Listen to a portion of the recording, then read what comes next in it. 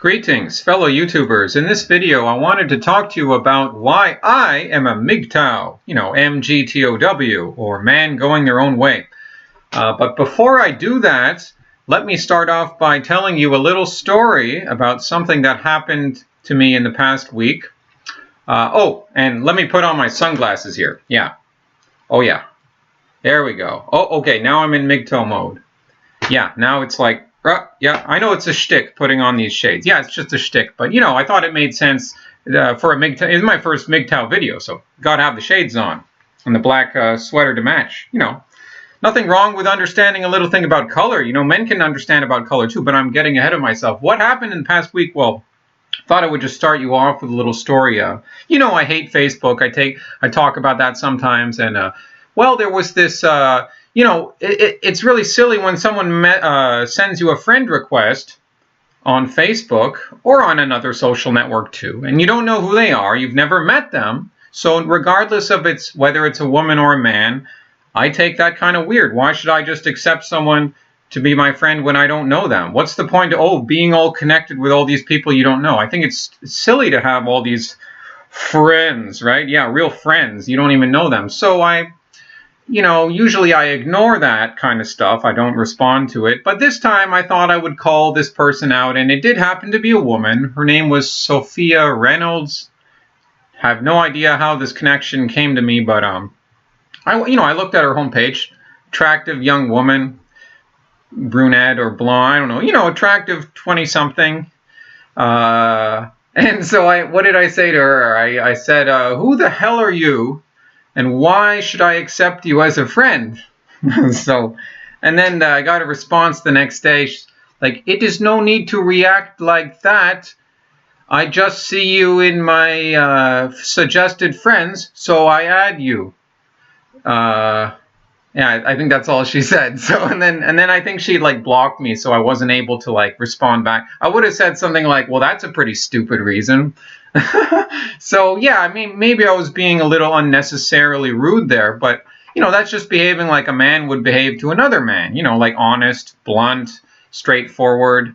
And because I think it's stupid, and honestly, women do the add friend on Facebook thing a lot more frequently, I find, with totally random person. Oh, it happens to be a young 20-something woman, semi-attractive at least. Never like a ugly woman, but it's usually at least a semi-attractive woman doing it. So that's bullshit. So don't think. So weak men might, just sign her up, but it's like, no, fuck you, fuck that shit. So that's my story. So let me get into the why I am a MGTOW. That's what I'm talking about in this video. I'm going to talk about that, and then I'm going to give you some more observations and some more thoughts on the subject. Yeah, it's going to go on for more than half an hour, I am sure. Now, I didn't know what MGTOW was a year ago, or even 8 or 9 months ago. I had no idea what that was. But since that time, I have come across the world of MGTOW on YouTube. And though I do not go around calling myself a MGTOW, I've realized that, yes, I do fit the description of a MGTOW. I do have those general characteristics. So, firstly, I would call it MGTOW. I would change the T to an H because it's, MGTOW is man going their own way. But that's like non-committal language. That's not specifying he or she. So why not make it his own way, man going his own way, and then it would be like MGTOW, and then when you start saying it would be like MGO, as in like I'm a go, I'm a go. It's like 2 syllables only, so it actually roll off the tongue a lot easier. MGTOW, that kind of has a weird sound to it, like the ow. That's not a very common sound in English. Ow. How many things does that rhyme with? Ow, Chairman Mao.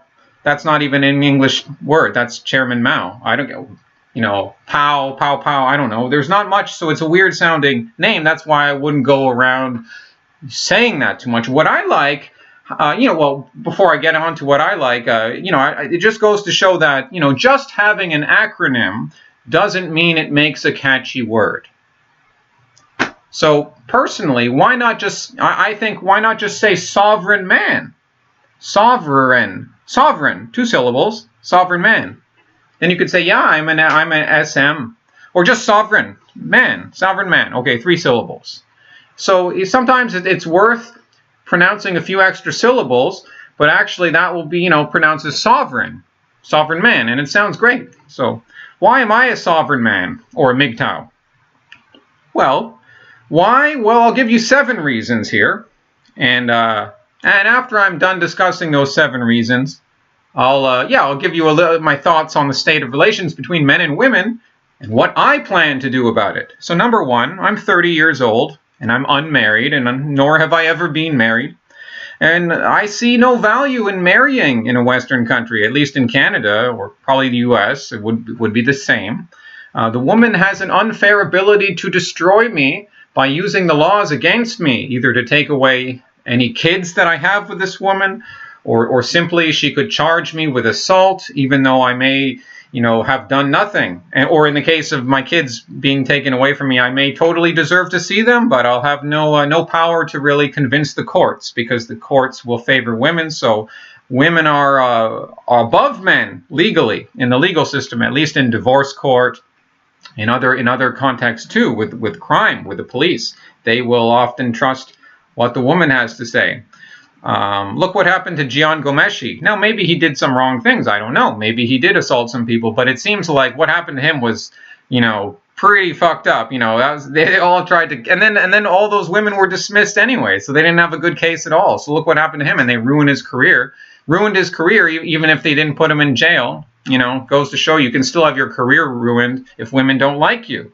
And they'll use the justice system against you, and it will still tarnish your social reputation even if you've done nothing wrong. That's bullshit. So that's the first reason for why I'm a MGTOW.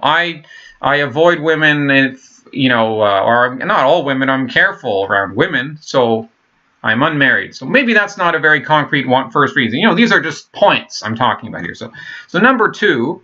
Oh, by the way, getting back to number 1, when I think of a desirable female companion, I want to think of someone who is loving and supporting, and I don't want to think about having to be in court or having to pay child support. Like, that's not very romantic. That's not a very likable thought.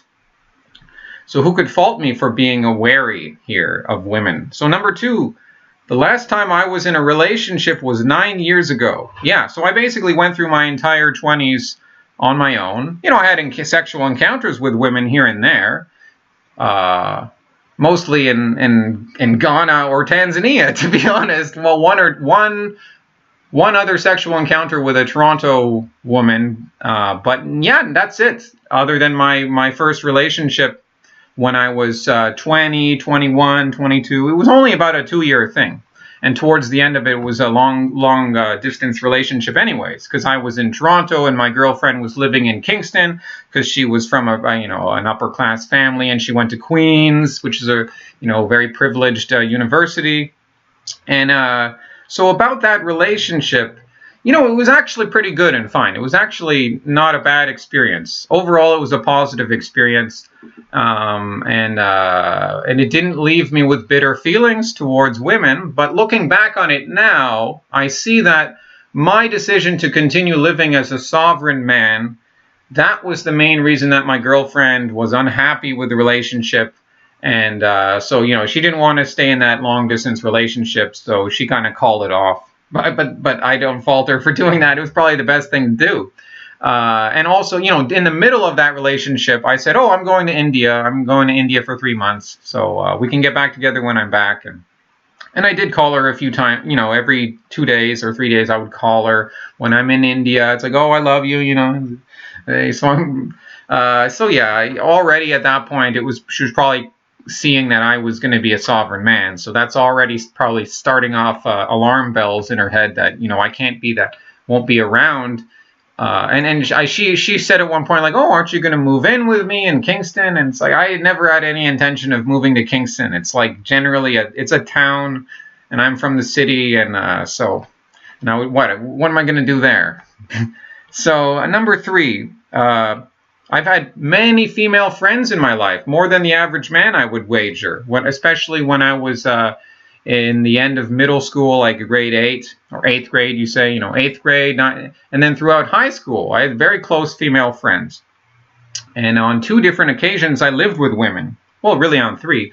And And the first occasion ended up very badly. Now I lived with this young lady. Let's call her Carly, and she was one of my best friends actually. And we lived with these in my third year of university. We lived with these 3 other guys that ended up to be just party animals, and we couldn't sleep there. It was just a terrible place. And up to that point in time, Carly and I were good friends, and then we actually moved in together. And I know you're thinking that's kind of weird, but yeah, when you're 21, 20, it's like, yeah, whatever. I never felt sexually towards her. Actually, she had a good sense of humor, and that's something that was probably one of the good reasons that we were friends. We were always laughing about stuff, and I could like share my sense of humor with her. But when we moved in together, within a few months of in that apartment, big apartment in downtown Toronto, believe me, like lots of space to ourselves. Not like we were in each other's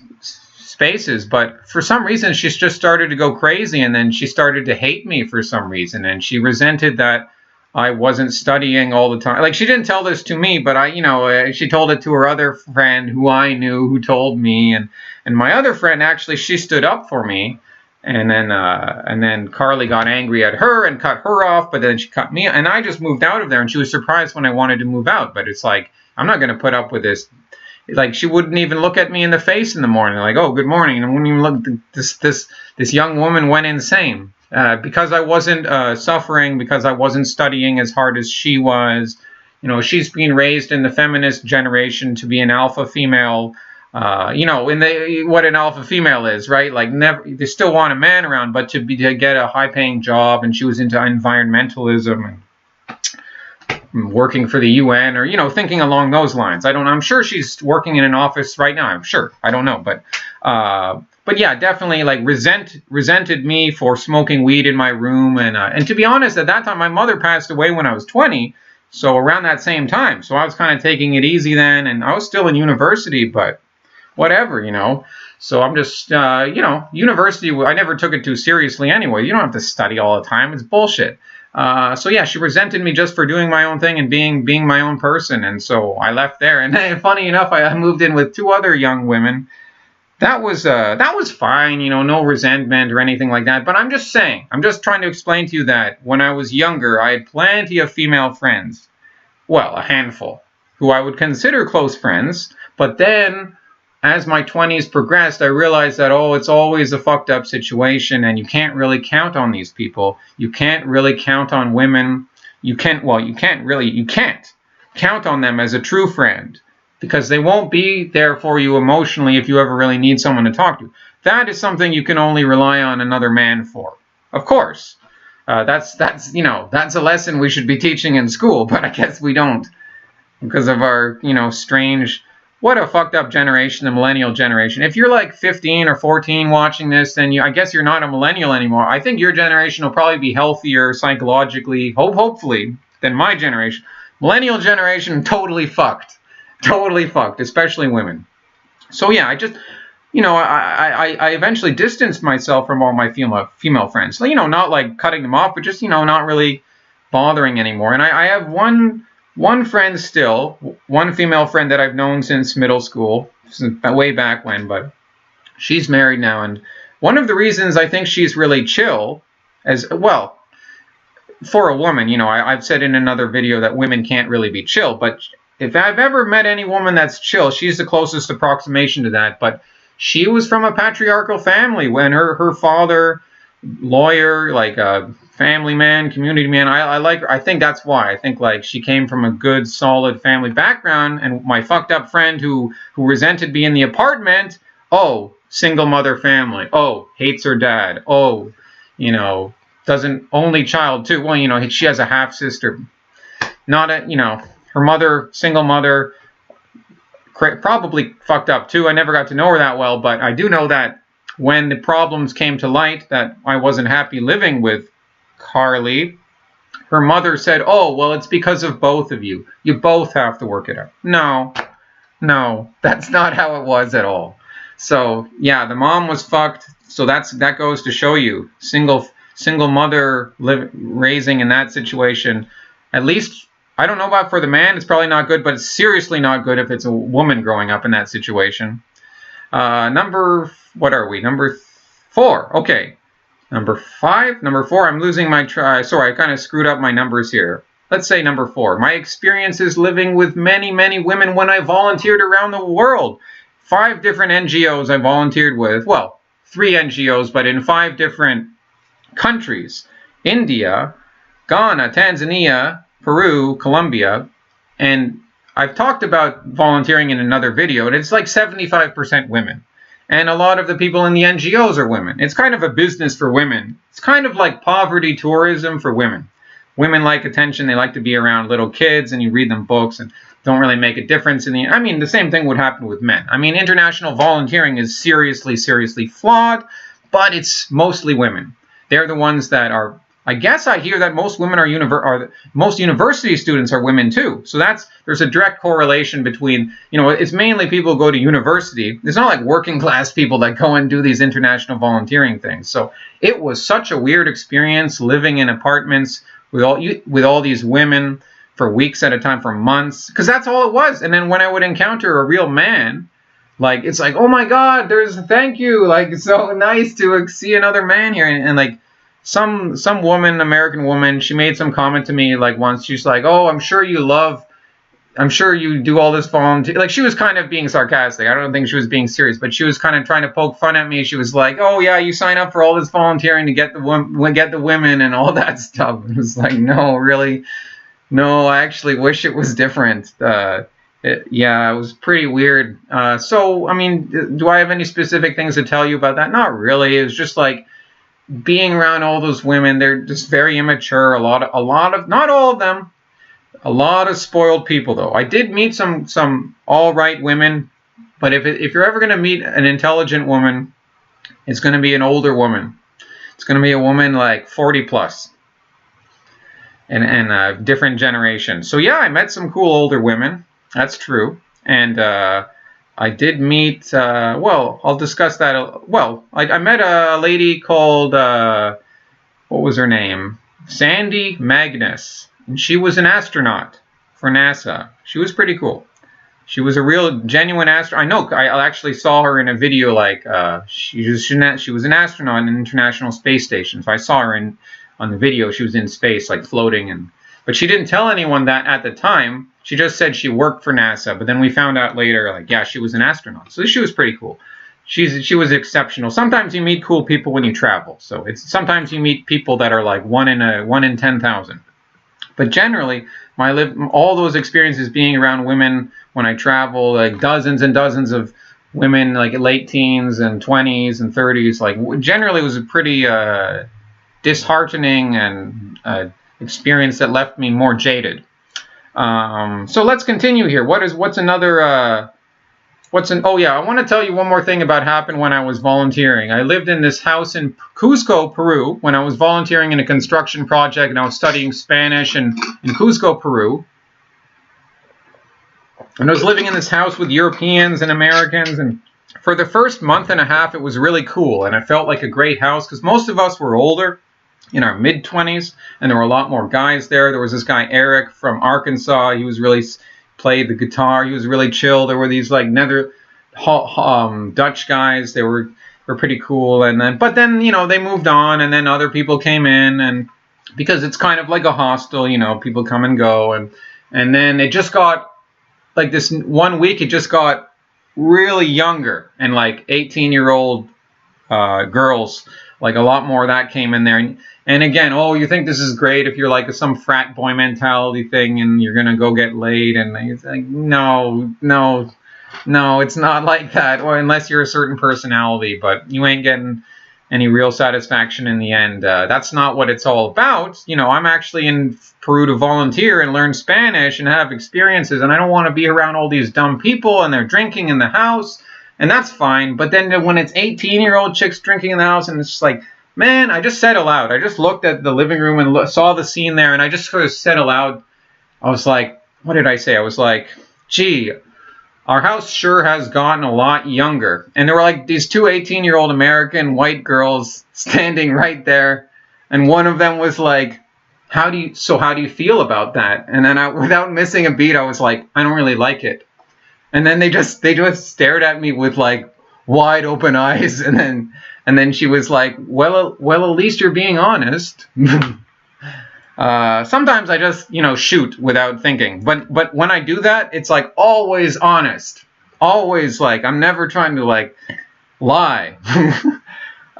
Sixth reason for me being MGTOW or a sovereign man.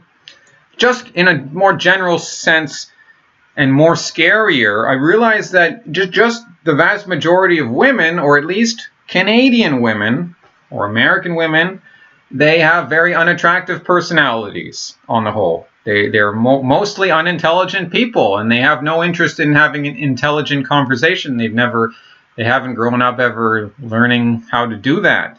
And they're self-centered.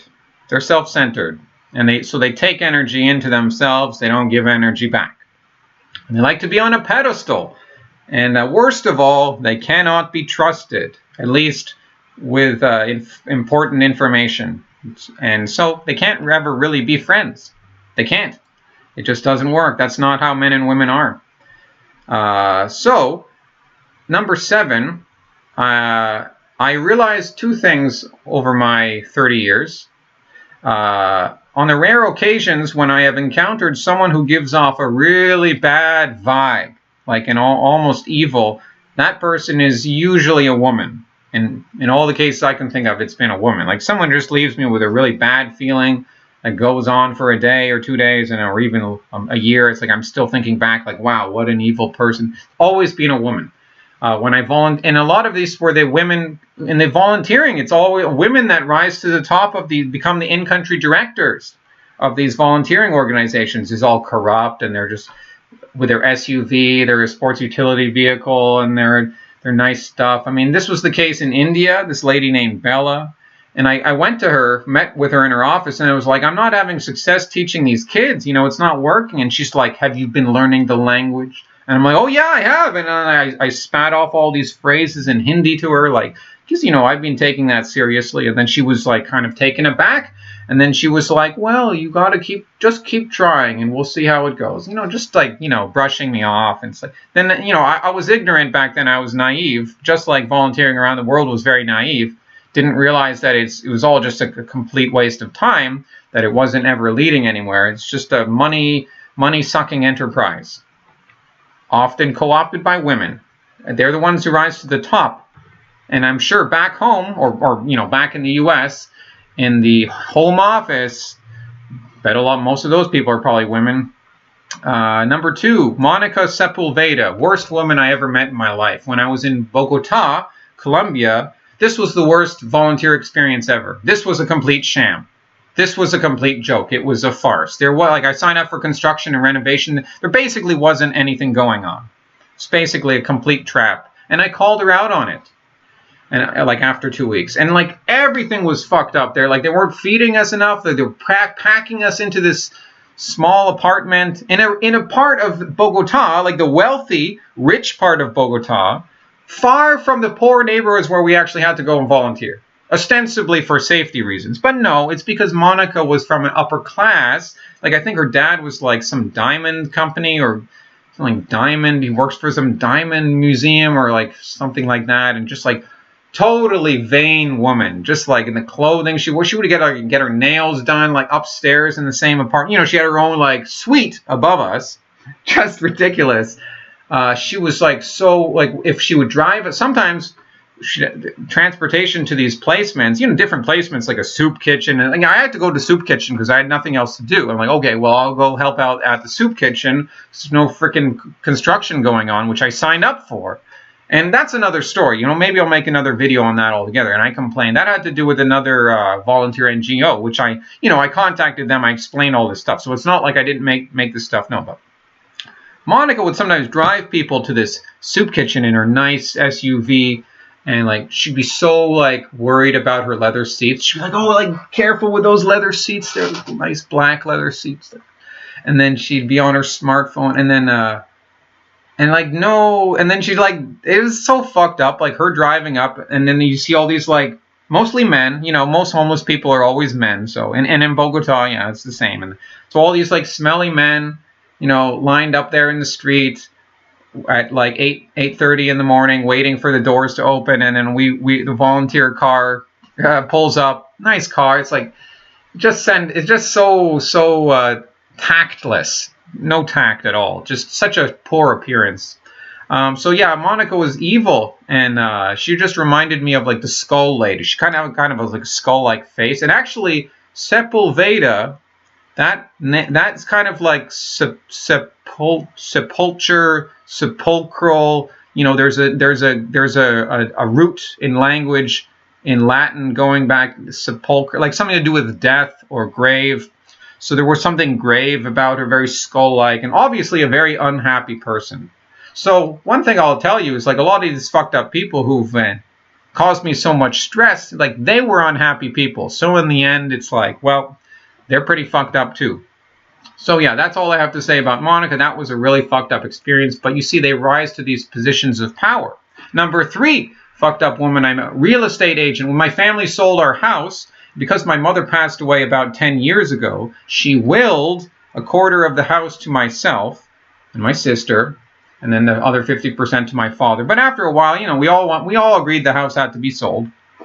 And but this real estate woman, she had a husband, and they were both dealing with us, but you know, she took charge. She was generally the one around, Jewish woman. I remember once I smoked weed in my room, and then like they showed the house around to some potential buyers, maybe the next day, and maybe there was a little bit of a smell in the room. I don't know. I don't think it would have been that bad, but you know, this is my house here that I've lived in my whole life, apart from, you know, being in university and traveling, and then she came up to me, but in a whispering but very venomous voice. She's like, I forget what she said, like, "Don't ever smoke in your room." Like, whoa, fuck you. I didn't say that, but what a terrible moment that was. Terrible, horrible person. Big fucking pointy nose she had. No, really, fucking pointy nose. Nothing racist about that, but yeah, it's fucked. These women like rise to these positions of power. One more little quick thing. Just when I was teaching English, my failed language institute, you know, practically it was mostly one-on-one teaching or small groups, but usually it was like just a tutoring. Like I was tutoring, and almost always men, and it was actually kind of nice because it was like men about the same age as me, and they were construction workers and Portuguese, Argentinians, and I got along fine with them, and it was fine. We formed friendships, but then on 1 or 2 occasions I had to teach a woman, and it just did not go well. The first time I taught a woman, she didn't want anything to do with me. It was like one class, she never came back. We had to give her money back. Second time, it was this Russian lady, and she seemed to like me, even though she was just like, had a horrible attitude. Like, I wouldn't say she liked me, but she was like willing to continue with this 20-hour course. So like 10 meetings, 2 hours each, over the course of a month or so. And yeah, she like terrible attitude, felt so uncomfortable around her, like, you know, terrible environment for learning. It's like they're just there to pass a test. That's all it's about. They don't care about actually learning English. But you know, that's not just women. That's everyone else too. But in this case, it was just really unproductive. I just dreaded having to go there and be in a room and have to like not talk back to this terrible woman. I should have, you know, say, hey, you know what, you can have your money back, and I don't really fucking care. But so I think I never would have taught a woman after that experience unless, you know, really got to know like how she is. I would never just like let myself get into that situation again. Not going to happen. Okay, so those are my 7 reasons. Now, this is the last stage of my video here. I'm going to, you know, move on to, still got a few more things to talk about here. I just want to say, you know, I do not hate women, and I did have a very wonderful relationship with my mother. May she rest in peace. But I'm very careful around women, okay? Very careful. I do not open up to them about my emotions, about information, about what I'm doing. You know, anything that could be sensitive, there's no need to talk about that. That doesn't mean I don't pursue encounters with women, including sex. You know, of course, I'm open to those possibilities. But I don't waste my time going after women if that means I have to degrade myself, which it usually means in our perverted Western culture. That's what it usually means. The man has to peg himself down. That's bullshit. And again, in terms of opening up, I wouldn't do that with most men either unless they can truly be trusted. And so the point is that women love to get information from you, and they do so out of pure self-interest. So other than perhaps a few select females on this planet, the vast majority of the fairer sex are incapable of compassion towards men. But the real joke is on them. The real Schadenfreude moment is when you realize that women also have no compassion towards each other. There's no sisterhood, unlike the real brotherhood that exists between men who have become real friends. That sisterhood does not exist between women friends, what I'm trying to say.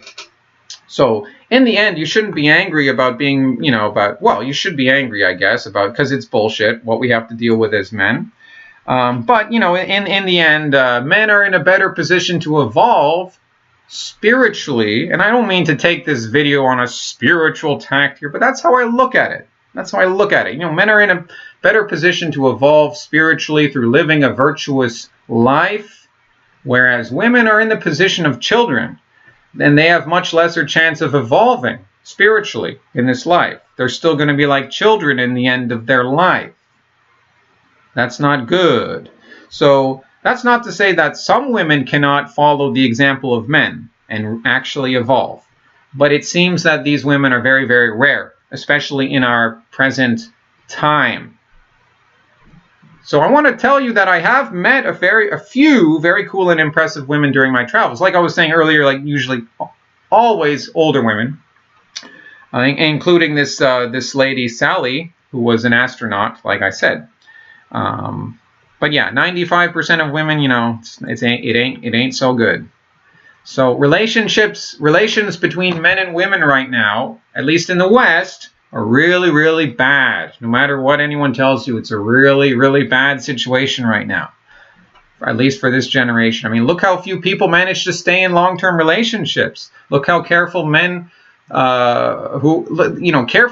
are working in an office, they still end up getting in trouble when they say something inappropriate. And, a slip-up can cost you your job. Look at how fucked up online dating is, at least from the perspective of a man. I mean, you're literally on the menu for women. And the women have no desire to contact you. It's the other way around, and then they can, shoot you down. That's what they do. I tried out OkCupid for some months. I tried out Plenty of Fish, which is free. Well, they're both free, so, I guess you're not going to get much that way. But what I found out was that 0 women contacted me. 0. Except for one really unattractive person. Really unattractive. But yeah, it was otherwise 0. In some months, in 4 or 5 months. I don't really go on anymore. I signed up in the summer. But tried it for a few months. And I contacted some dozens of women. I could never bring myself to spend so much time contacting more than some dozens. I don't remember exactly how many. Anyways, what happened? I mean, basically, never responded to me. Nothing at all. Unless on a few occasions when I was an asshole. When I was an asshole, women responded to me. So that was really interesting. Isn't that fucked up? That's female psychology. I don't know. They actually like the man who isn't afraid to be blunt.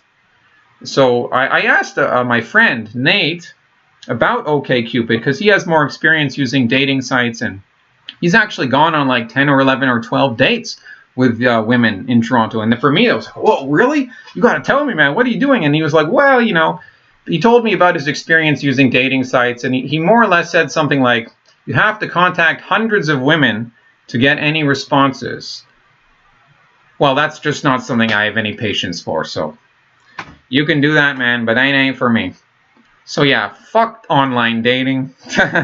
So yeah, women are in this privileged position. They are the leisure class, and it is undeserved because they do not produce anything. In the past, they could offer men something of value, like a stable home, caring for the children, but now, with families being so small and many couples not even having children, there's little or nothing that women can offer to men other than sex.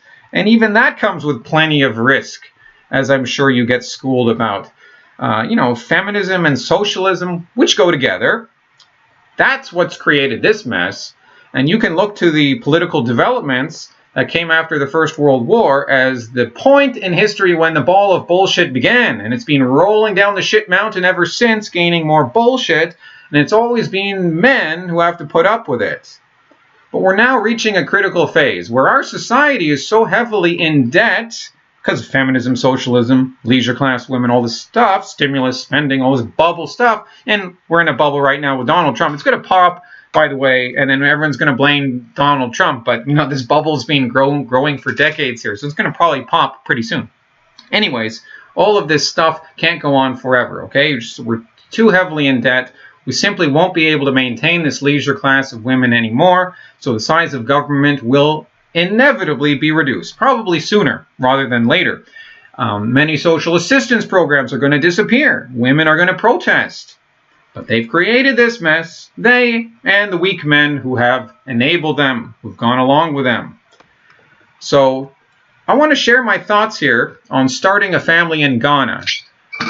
Because that's something I've seriously been considering.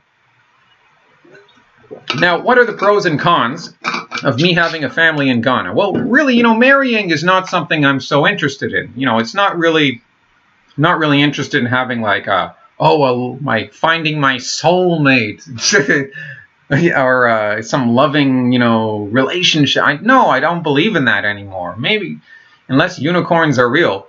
But I am interested in the notion of having kids. Like, I'm the only male in my family now, so it's all on me. And it would be a shame if our family genes ended with me. It's like, because I'm proud of my grandfather, my father too, and both my grandfathers were really successful engineers. And it's like, so yeah, no, I'm proud of my family history. I don't want it to end. So why would marrying a Ghanaian woman and raising a family in Ghana, why would that make sense? Well, let me tell you why. Well, I could maintain my sovereignty over my own life, right? I could still be a MGTOW. I could be a sovereign man. This is Africa. This is Ghana. This ain't the West. Women don't have the authority over there that Western women have. They don't even have the knowledge to pursue something in court. It's a traditional society. Agricultural mostly. So yeah, it'd be much more straightforward. It'd be just find a woman that's not necessarily have to have such a great connection with her, but it's at least we understand each other. It's yeah, we're doing this to start the family, and it's do we have enough chemistry? Do we have a natural attraction? All right. It's plan it out, kind of be with her for 10, 15 years, maybe stay with her later. It's at least we would be on the same page. And we'd be having kids, and that's what it would all be about. It'd be about having a family, right? And I would only do that once all my businesses are underway and once I've got all this money taken care of. I don't like the idea of getting into debt. I don't like the idea of having kids and then wondering how I'm going to pay for all this shit. No, I want to have all these businesses going within 5 years. I want to make millions of dollars, and then I won't have to worry about this. Then I can raise kids over there. Having more than 5 kids really wouldn't be that hard in an agricultural, beautiful rural place like Ghana. I wouldn't be in the big city and crowd, in some country town or something. So, the neighbors might be like, oh, you only have 5 kids? Well, why not have another 5? And honestly, that's what people do. People do that in America too, a few generations ago, or at least 150 years ago. I know these Mormons do that. They're one of the only groups in America that still do that. They have 10 kids, 12 kids. So yeah, with money, there's no reason my kids in Ghana could not live a healthy life on the same level as well-off Western people, with the exception of certain reality, the malaria thing, and so I'd be worrying about that. And yeah, racist people might, well, everyone's racist in that discriminating, but bigots, they might be like, oh, you're going to pollute your bloodline with African genes, but so what? Mixing, creating a new breed of people on the planet. I mean, I think that the African genes could benefit from some white genes getting mixed in there. I think they would benefit. And that's not to say that if I was a really wealthy person that I wouldn't. It's oh yeah, I'll have some white kids too later on, some other lady.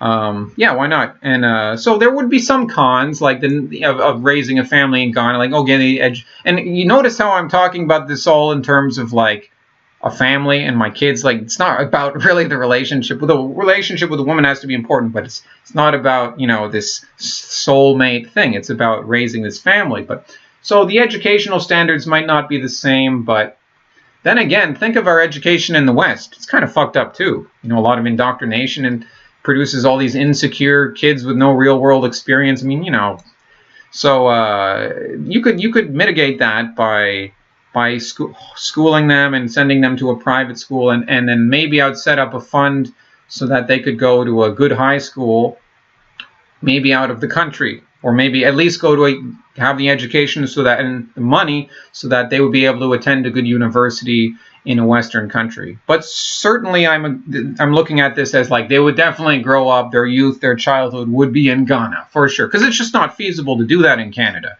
with more than 1 or 2 kids. Even having 1 kid is like so expensive, and all the stuff you got to put up with, and then all the bullshit with women, and they can take your rights away, and or you have no rights in the first place, and just make your life a hell, destroy man. Women will move on, by the way, from a relationship very quickly. Men will remain in pain for many years. That's a fact.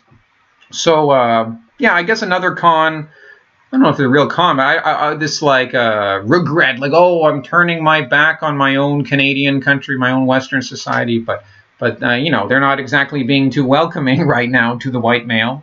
So, you know, it's not that I don't want to turn my back on the West.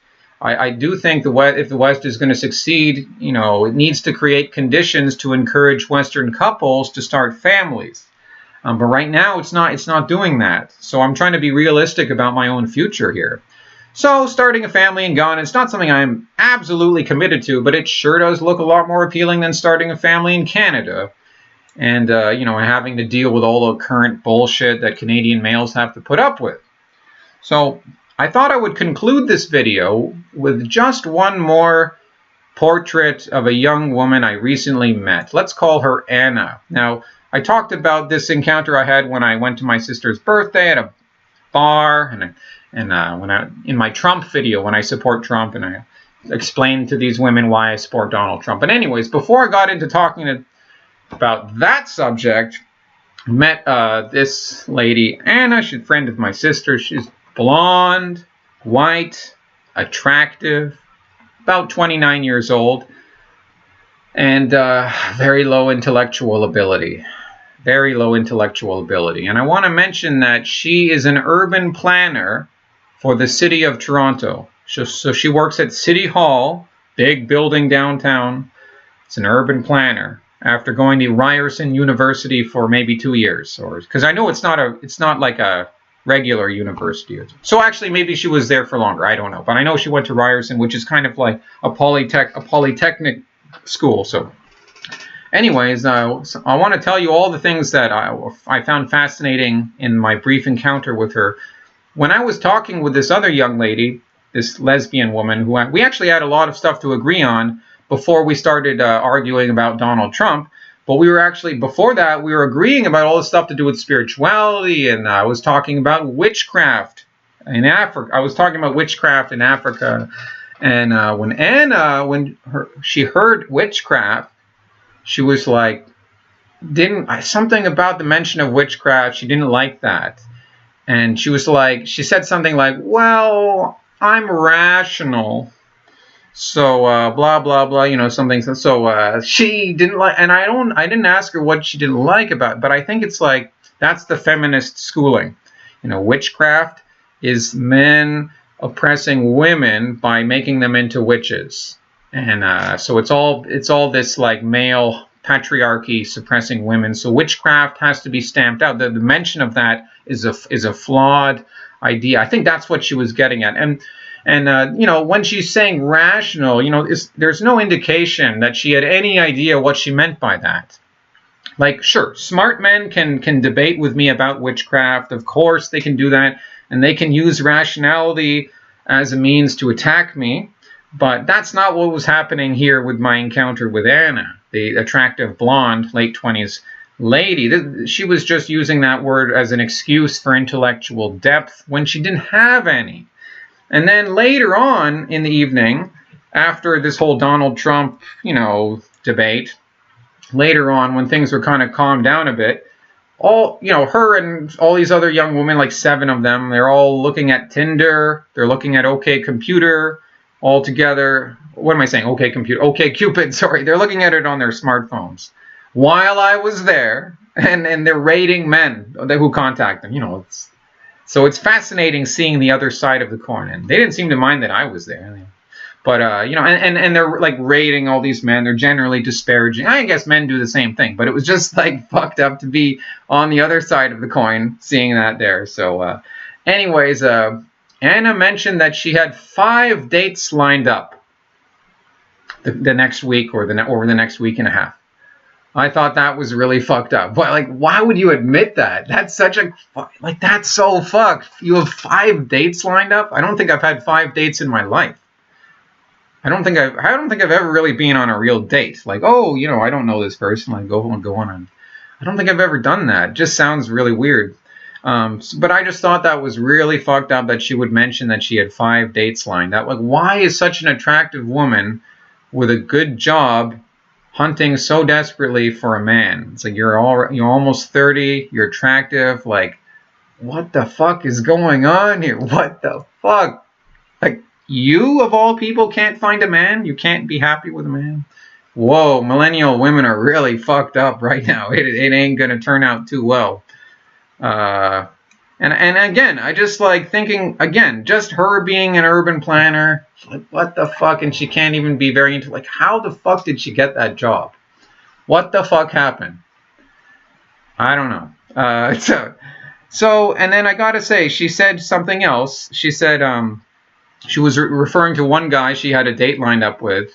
And this guy had sent her another message saying, after the date, why don't we go back to my place? So she's reading the guy's text to her, and then she reads this aloud to all her friends, and they kind of and then Anna says, I'm not a booty call, like really sarcastically, with a sarcastic tone, and then she and all her friends, they kind of giggle about that as if the joke was on this schmuck, and he did look like a schmuck. He looked like some beta male with short cropped hair and these black dark rimmed glasses, and like he looked like some hipster whatever working office type guy. I don't know. But at that moment when she said that she wasn't a booty call, I really wanted to say just like, well, sure you are. But it was my sister's birthday, and I'd already made a disturbance by bringing up Donald Trump, and so I kept my mouth shut. But it just goes to show that the joke is on these women, and they don't realize it. Not yet at least. Maybe in 10 years, and it'll be too late for them then. And that's all I have to say about that. Hasta luego, amigos.